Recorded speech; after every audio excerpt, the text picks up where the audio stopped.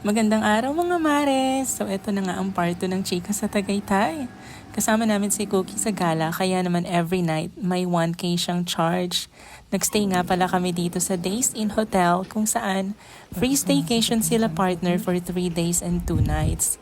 Depende naman yan kung saan mo pupuntahan yearly. Dito sa lugar na to, tanaw mo pa din talaga ang Taal. Mare, alam mo bang napakaganda talaga. Maganda ang sikat ng araw, napakalamig din talaga ng klima. Ngayong araw, may mga ibang lugar din pala kaming ginalaan. Take note mga mare ha, bawat pupuntahan nyo dito ay may entrance fee. Kaya naman, alam mo na, ready at mag-prepare na ng inyong budget. Una namin pinuntahan ang People Park in the Sky. Super lamig, para kang nasa langit talaga. Perfect spot para sa kakaibang adventure. Alam mo ba na mas mainam pumunta dito ng mas maagap? Pwede mo ring lakarin paakyat or pwede ding sumakay ng pampasaherong jeep nila. Pagkadating mo sa tuktok ng bundok, may simbahan at may papaakyat pa siya. Alam mo talagang malapit ka ng kunin ni Lord. Eme! Siyempre naman mga mare, para sulit ang bayad at ang pagpunta sa lugar, nagstay na din kami ng medyo matagal-tagal dito. Nagmuni-muni at tumambay sa pinakatuktok ng lugar.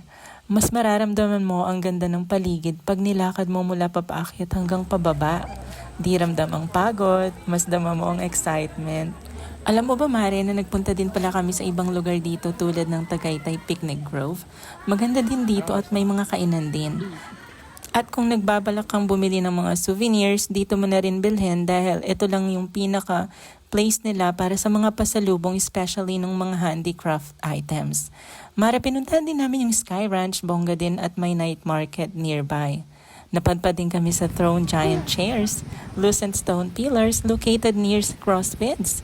Madadaanan mo yung dalawa bago ka makarating sa Crosswinds. Super sulit talaga ang travel here. Paka-refreshing tulad din ng Baguio. Alam mo ba Mare na sa Crosswinds, more of nature ang atake. Pero parang lahat naman ata ng lugar na pinuntahan natin ay connected sa nature. Dito namin mas nasulit ang oras namin. Siguro Mare dahil tumatanda na rin tayo, mas lalo tayong nagiging connected sa nature. I mean, mas gusto natin ng tahimik, payapa at di maingay na paligid. Ay nako, ganito din ba ang nafe-feel nyo nung pa-30 na din kayo? Totoo kayang ang 30 is the new 50 Mare? O paano ba yan? Napahaba na ang chika ko sa'yo today. Alam na alam kong chismosa ka talaga pag umabot ka sa dulo ng video na to.